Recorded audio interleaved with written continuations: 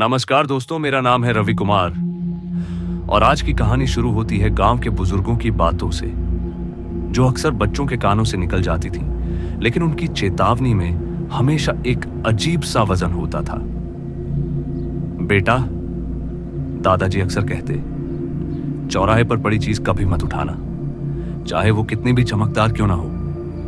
गांव के हर बुजुर्ग के पास इस बारे में कोई ना कोई किस्सा था, लेकिन कोई साफ साफ नहीं बताता था कि क्यों। बस कहते थे, ऐसा करने वालों का अंजाम अच्छा नहीं होता। अजय और इरफान, गांव के दो दोस्त, इन कहानियों को हमेशा हंसकर टाल देते थे। दोनों की उम्र 20-22 साल रही होगी और दोनों को गांव के लोग बिगड़ैल कहने लगे थे, क्योंकि सिगरेट, बीड़ी और कभी कभी चरस उनके दिन रात का हिस्सा बन चुका था। वे मानते थे कि यह सब मर्दानगी है और बुजुर्गों की पुरानी बातें बस डराने की चाल। लेकिन गांव के बीचों बीच एक पुराना चौराहा था, जिसके चारों तरफ मिट्टी के रास्ते और बीच में टूटी हुई पत्थर की चौकी थी। लोग वहां दिन में भी रुकने से कतराते थे, रात की तो बात ही छोड़ो। गांव के लोग कहते थे कि उस चौकी पर बैठे किसी की नजर खराब हो जाए तो उसका चैन छिन जाता है। पर अजय और इरफान जैसे लड़कों को यह सब महज अंधविश्वास लगता था। उस दिन गांव में मेले का दिन था। भीड़ भाड़, हंसी ठिठोली और तरह तरह के खाने पीने के ठेले थे, जहां अजय और इरफान ने भी दिन भर घूम घाम कर अपना वक्त काटा। और रात के करीब 9:30 बजे वे लौट रहे थे। सड़क सुनसान हो चुकी थी और दूर से सिर्फ कुत्तों के भौंकने की आवाज आ रही थी। पर जब वे चौराहे के पास पहुंचे तो टॉर्च की रोशनी में उन्हें कुछ चमकता हुआ दिखा। अजय ने टॉर्च को पास लाया और देखा तो वो एक पुराना लेकिन बेहद खूबसूरत तांबे का डिब्बा था, जिस पर अजीब सी नक्काशी बनी थी और वह इतना चमक रहा था मानो उसे अब भी किसी ने साफ किया हो। पर इरफान ने तुरंत कहा, भाई इसे मत छू, दादाजी की बात याद है ना, चौराहे की चीज कभी नहीं उठाते। लेकिन अजय ने मुस्कुराकर कहा, यार ये तो बस एक डिब्बा है, और फिर तांबा तो महंगा बिकता है। पर उसके लहजे में हल्की लालच साफ थी। मगर इरफान ने सिर हिलाया, तू अपनी मर्जी का मालिक है, पर बाद में मत कहना कि मैंने सतर्क नहीं किया। लेकिन अजय ने अब बिना देर किए डिब्बा उठा लिया और अपने बैग में डाल लिया और उसने मजाक में कहा, देख अब मैं मर्द हूं या नहीं ये भी साबित हो जाएगा। अब रात में गांव की गलियों में लौटते वक्त एक अजीब सी चुप्पी थी। हवा भी जैसे थम गई थी। दोनों के कदमों की आहट मिट्टी पर भारी लग रही थी और दूर कहीं कोई दरवाजा हिला, लेकिन वहां कोई दिखा नहीं। मगर अब इरफान के भीतर एक बेचैनी बढ़ने लगी। उस रात अजय के घर में अचानक सब कुछ उल्टा पुल्टा होने लगा। पहले उसकी मां ने कहा कि रात के खाने में चूल्हा 3 बार खुद बुझ गया। फिर उसकी बहन ने बताया कि कमरे में रखी तस्वीरें अपने आप दीवार से गिर गईं। लेकिन सबसे अजीब बात तो यह थी कि तांबे का डिब्बा अब बैग में नहीं था। अजय ने पूरी रात बैग, अलमारी और चारपाई के नीचे तक देखा, लेकिन डिब्बा कहीं नहीं मिला। उसने सोचा शायद रास्ते में गिर गया होगा। लेकिन इरफान ने अगली सुबह आकर कहा, यार कल रात मेरे घर के आंगन में वही डिब्बा रखा था। और उसकी आंखों में डर साफ था। रात के समय इरफान ने डिब्बा अपने आंगन में रखा देखा तो उसके पास जाकर और चारों तरफ नजर घुमाकर वापस घर के अंदर चला गया। पर जब वह दोबारा बाहर आया तो डिब्बा खुला पड़ा था और अंदर से सिर्फ एक मुड़ी तुड़ी पुरानी पर्ची मिली। पर्ची पर टेढ़ी मेढ़ी लिखावट में लिखा था, जिसने मुझे उठाया उसका नाम अब मेरी लिस्ट में है। इरफान ने वो पर्ची सुबह अजय के हाथ में दी, लेकिन अजय ने हंसकर कहा, ये जरूर किसी ने मजाक किया है। लेकिन अगले ही दिन अजय के घर में अजीब चीजें होने लगी। दूध खुद ब खुद खट्टा हो गया। उसके मोबाइल का अलार्म अपने आप रात 3:07 पर बजने लगा और हर बार जब वो आंख खोलता उसके कमरे का दरवाजा खुला मिलता, जबकि सोने से पहले उसने अंदर से बंद किया होता। गांव में खबर फैलने लगी कि अजय के घर पर कुछ गलत चल रहा है। बुजुर्ग लोग चुपचाप सिर हिलाकर कहते, चौराहे की चीज छूने का यही नतीजा है। लेकिन अजय अब भी इन बातों को अंधविश्वास कहकर टाल देता था। एक रात जब अजय घर की छत पर बैठा था तो उसे नीचे आंगन में हल्की सी खटखट की आवाज सुनाई दी। उसने टॉर्च जलाकर नीचे झांका तो आंगन बिल्कुल खाली था, लेकिन बीच में फिर से वही तांबे का डिब्बा रखा था। और इस बार अजय ने बिना सोचे डिब्बा खोला और देखा तो अंदर सिर्फ एक सिक्का था, जो पुराना, टेढ़ा और बीच में एक छोटा सा छेद था। लेकिन उस सिक्के को छूते ही अजय के कान में किसी ने बहुत धीरे से कहा, अब तेरी बारी है। अजय ने घबराकर सिक्का फेंक दिया, लेकिन वह आंगन की मिट्टी पर गिरकर आवाज भी नहीं कर पाया, जैसे वह वहां गिरा ही नहीं। और उसी रात उसे तेज बुखार हो गया और उसने सपना देखा कि वह किसी अजनबी जगह पर खड़ा है, जहां चारों तरफ बस बंद दरवाजे हैं। सुबह होते ही अजय ने इरफान को बुलाया और सब कुछ बताया, तो इरफान ने भी माना कि अब मामला मजाक से आगे बढ़ चुका है। उसने कहा, हमें इसे वापस वहीं छोड़ना होगा जहां से तूने उठाया था। और अब शाम होते होते वे दोनों चौराहे पहुंचे। जगह बिल्कुल खाली थी, हवा भारी और आसपास एक भी इंसान नहीं था। अजय ने डिब्बा फिर से वहीं रख दिया और पीछे मुड़ने लगा, लेकिन जैसे ही उसने कदम बढ़ाया, उसकी आंखों के सामने एक पल के लिए पूरा चौराहा बदल गया। टूटी चौकी की जगह चमचमाता नया पत्थर और चारों ओर भीड़, जैसे किसी मेले का मंजर हो। उस मंजर में लोग हंस रहे थे, बातें कर रहे थे, लेकिन किसी की आंखों में पुतलियां नहीं थी, बस सफेद खाली जगह। तभी अजय ने पलक झपकाई और सब गायब हो गया। घर लौटते वक्त अजय को लगा कि पीछे से कोई कदमों की आहट आ रही है, और तभी इरफान ने कहा कि उसे भी वैसा ही महसूस हो रहा है। लेकिन पीछे मुड़कर देखने पर वहां सिर्फ धुंध सी थी, जबकि मौसम साफ था। रात को अजय बिस्तर पर लेटा था, लेकिन नींद आ ही नहीं रही थी। घर के बाकी लोग गहरी नींद में थे, फिर भी उसे साफ साफ सुनाई दे रहा था कि कमरे के कोने से जैसे किसी धातु के खींचने की आवाज आ रही थी। उसने टॉर्च जलाकर देखा तो वहां कुछ भी नहीं था। दूसरी तरफ इरफान भी अपने घर में बेचैन था। उसके कान में बार बार एक ही वाक्य गूंज रहा था, नाम लिस्ट में है। उसे लगा शायद ये सब अजय के दिमाग का असर अब उस पर भी हो रहा है। अगली सुबह गांव में हलचल मच गई। चौपाल पर सबको पता चला कि राम सिंह, जो 2 दिन पहले तक बिल्कुल ठीक था, बिना किसी वजह के अचानक बेहोश हो गया और उसकी नब्ज धीमी पड़ गई। लोग कह रहे थे कि पिछली रात उसे भी चौराहे के पास देखा गया था। बुजुर्गों ने साफ कहा, यह कोई खेल नहीं है। चौराहे की चीज उठाना मतलब अपने हिस्से का वक्त कम करना। लेकिन अजय को यह सब अब भी आधा झूठ सा लग रहा था। हालांकि डर धीरे धीरे उसके चेहरे पर साफ दिखने लगा था। उस शाम जब अजय ने खाना खाने की कोशिश की तो उसकी थाली में रखा पानी अचानक काला पड़ गया और उसकी मां ने घबराकर थाली छीन ली। लेकिन काला पानी उनके हाथ में गिरते ही फिर से साफ हो गया। तभी मां ने कहा, यह नजर का चक्कर है बेटा। लेकिन अजय जानता था कि यह नजर नहीं थी। उधर इरफान के घर में फिर से वही डिब्बा दोबारा मिला और इरफान अब बुरी तरह डर चुका था। उसने फैसला किया कि अब वह डिब्बा अपने हाथ में रखकर नहीं चलेगा, तो उसने उसे कपड़े में लपेटा और अपने घर के बाहर रख दिया। लेकिन सुबह उठते ही देखा कि वह डिब्बा फिर से उसके सिरहाने रखा है। और जब ये बात इरफान ने अजय से कही तो अजय ने सुझाव दिया कि शायद हमें डिब्बे को तोड़कर देखना चाहिए, अंदर कुछ और होगा जो इस सब का कारण है। लेकिन जब उन्होंने डिब्बा हथौड़े से तोड़ने की कोशिश की तो वह जरा भी नहीं टूटा, उल्टा हथौड़े का सिरा ही फट गया। और उस रात इरफान को नींद में लगा कि वह अपने कमरे से बाहर जा रहा है। उसने महसूस किया कि उसके कदम खुद चल रहे हैं, जैसे किसी और के इशारे पर। और जब उसकी आंख खुली तो उसने खुद को चौराहे के बीच खड़ा पाया और हाथ में वही डिब्बा। सुबह होते ही उसने अजय को बुलाया और दोनों अब यकीन करने लगे थे कि ये चीज सिर्फ एक धातु का डिब्बा नहीं है, बल्कि किसी तरह से उनके दिमाग और हरकतों को काबू में ले रही है। तभी अजय ने कहा, हमें किसी पुराने आदमी से सच पूछना होगा। तो वे गांव के सबसे बूढ़े आदमी फकीर चाचा के पास पहुंचे। फकीर चाचा की आंखें धुंधली थीं, लेकिन आवाज में अब भी दम था।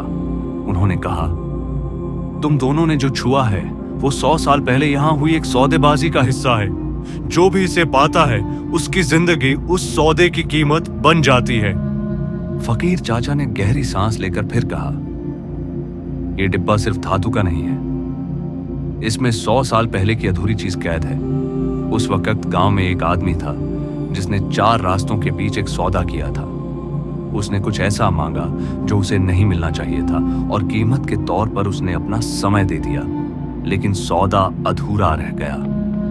और तब से यह डिब्बा हर कुछ साल में किसी नए हाथ में चला जाता है ताकि सौदा पूरा हो। अजय ने पूछा, तो हमें क्या करना चाहिए? तो फकीर चाचा ने धीमी आवाज में कहा, भाग सकते हो, पर यह तुम्हारे पीछे पीछे आएगा। इसे वापस रखना कोई हल नहीं है, क्योंकि एक बार उठाने के बाद तुम्हारा नाम उस लिस्ट में लिख दिया जाता है। और तभी इरफान के शरीर में ठंडक दौड़ गई और कहा, मतलब हम बच नहीं सकते? लेकिन चाचा ने कहा, बचने का एक ही तरीका है, वो जो उसने 100 साल पहले किया था उसे पूरा करो या फिर उसका उल्टा करो, लेकिन दोनों में से कोई भी आसान नहीं है। अब गांव लौटते वक्त दोनों के मन में अलग अलग सवाल घूम रहे थे। अजय सोच रहा था कि आखिर वो सौदा क्या था और उसे कैसे पूरा किया जा सकता है, पर इरफान सिर्फ इतना सोच पा रहा था कि कहीं ये सब सच ना हो। लेकिन उसके भीतर डर पहले ही घर बना चुका था। उस रात अजय को नींद में लगा कि कोई उसके कान के बिल्कुल पास सांस ले रहा है। उसने आंख खोली, पर अंधेरा था, लेकिन महसूस हुआ जैसे कोई बहुत पास झुका हुआ है। उसने चिल्लाने की कोशिश की, पर आवाज ही नहीं निकली। और सुबह होते ही अजय ने इरफान को बताया तो इरफान ने कहा, कल रात मैं भी जागा तो देखा कि डिब्बा मेरे सीने पर रखा था और मेरा हाथ अपने आप उस पर रखा हुआ था, जैसे मैं उसे पकड़े हुए सो रहा हूं।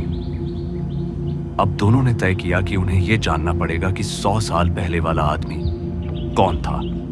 उन्होंने गांव की पंचायतों में पुराने रिकॉर्ड देखने के लिए वे पंचायत के पुराने कमरे में गए, पर वहां पुरानी किताबों और पीले कागजों के ढेर लगे थे। और काफी खोजने के बाद उन्हें एक नाम मिला, बलराम दत्त। उसके बारे में बस इतना लिखा था, चौराहे का सौदा, अधूरा, अधूरी तारीख, और उसके बाद पन्ना फटा हुआ था। पर जैसे ही अजय ने वो पन्ना छुआ, उसके हाथ पर हल्की सी जलन हुई। उसने देखा कि उसकी हथेली पर एक छोटा सा गोल निशान बन गया है, बिल्कुल उसी आकार का जैसा उस डिब्बे के सिक्के में छेद था। पर अब उस रात अजय और इरफान दोनों एक ही सपना देख रहे थे, जो था वे चौराहे पर खड़े हैं, चारों तरफ अंधेरा और बीच में वो डिब्बा खुला है। अंदर सिर्फ एक खाली जगह है और कोई आवाज कह रही है, जगह भरनी है। मगर अब अगली सुबह अजय उठते ही सीधा इरफान के घर पहुंचा और उसने कहा, मुझे लगता है जगह भरनी है का मतलब है कि उस डिब्बे में कुछ ऐसा डालना होगा जो सौदा पूरा कर दे। पर इरफान ने जवाब दिया, और अगर हमने गलत चीज डाल दी तो? और दोनों कुछ देर चुप रहे। साथ ही गांव में धीरे धीरे अफवाह फैल रही थी कि अजय और इरफान किसी मनहूस चीज के चक्कर में हैं। कुछ लोग उनके घर के पास से भी नहीं गुजर रहे थे और ये माहौल और भी भारी हो गया था। पर उस रात इरफान को महसूस हुआ कि डिब्बा अब और भी वजनदार हो गया है, जैसे उसमें सच में कुछ रखा हो। लेकिन जब उसने खोला तो अंदर सिर्फ खालीपन था। अजय को नींद में लगा कि कोई उसके कान में कह रहा है, नाम पूरा करो। तभी उसने उठकर पानी पीना चाहा, लेकिन जग में पानी की जगह वही काला तरल था जो पहले उसकी थाली में आया था। अब उन्होंने तय किया कि बलराम दत्त के बारे में ज्यादा गहराई से जानना जरूरी है।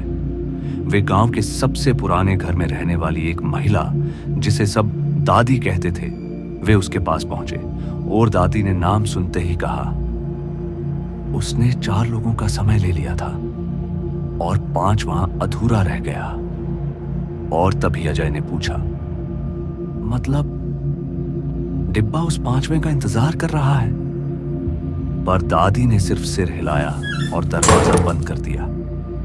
अब बात साफ थी कि या तो डिब्बा किसी और को सौंप दें और उसे आखिरी नाम बना दें, या फिर कुछ ऐसा करें कि सौदा टूट जाए। लेकिन ये दोनों रास्ते खतरनाक थे।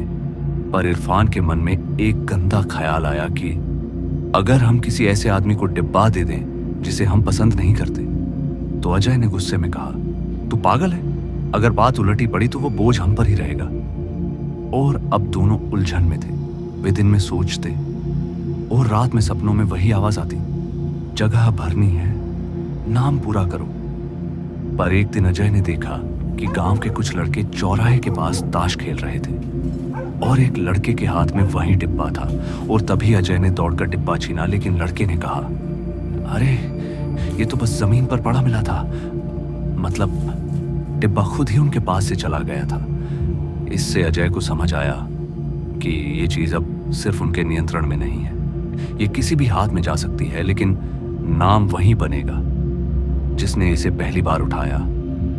उस रात अजय ने तय किया कि डिब्बे को बहुत दूर फेंक देगा, लेकिन जैसे ही वो गांव के बाहर पहुंचा, उसके पैरों में इतना भार आ गया कि चलना मुश्किल हो गया। तभी उसने देखा कि वो वापस चौराहे की तरफ ही जा रहा है। इरफान ने दूसरी तरफ एक तरीका निकाला। उसने डिब्बे को पूरी तरह पानी में डुबाने की कोशिश की, लेकिन पानी काला हो गया और डिब्बा ऊपर तैर आया। अब डर अपनी चरम सीमा पर था। अजय के शरीर पर लगातार नीले निशान पड़ने लगे थे, जैसे किसी ने कसकर पकड़ा हो। और इरफान को बार बार खून की उल्टियां होने लगी, लेकिन डॉक्टर कुछ नहीं समझ पा रहे थे। मगर अब फकीर चाचा को बुलाया गया तो उन्होंने देखा और कहा, अब वक्त बहुत कम है, या तो भरो या दोनों खत्म हो जाओगे। जगह भरने का मतलब अब उन्हें समझ आने लगा। शायद किसी इंसान का समय इसमें डालना होगा, और वो तभी होगा जब कोई अपनी मर्जी से इसे छूकर स्वीकार करे। लेकिन कौन होगा इतना मूर्ख? गांव में अब सबको शक था और लोग डिब्बे से दूर भागते थे।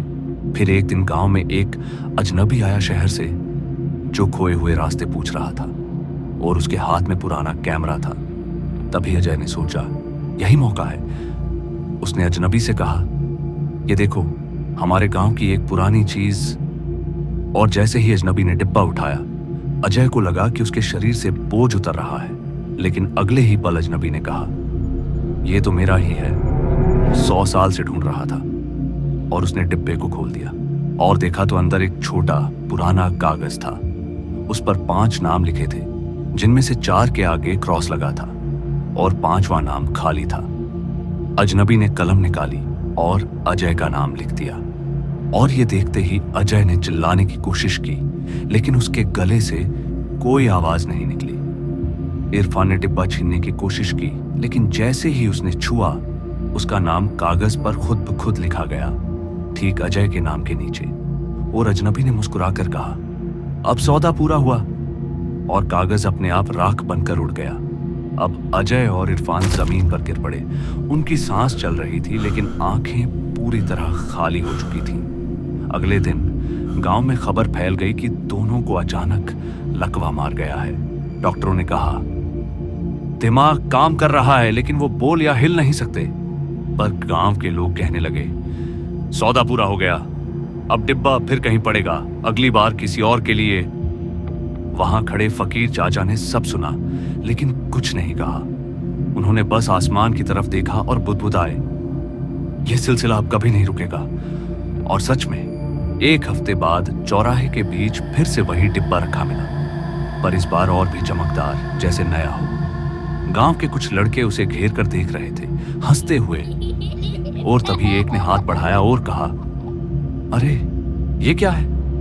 और वही थोड़ी दूर खड़े फकीर चाचा ने आंखें बंद कर ली, जैसे उन्हें पता था कि अगली कहानी शुरू हो चुकी है। और फिर से वही आवाज आई जो सिर्फ चुने हुए लोग सुन सकते थे, जगह भरनी है। तो दोस्तों, अगर आज की कहानी आपको पसंद आई हो तो वीडियो को लाइक शेयर जरूर कर दें। साथ ही ऐसी ही और डरावनी कहानियां सुनने के लिए हमारे चैनल भूतिया विला को सब्सक्राइब जरूर कर लें। धन्यवाद।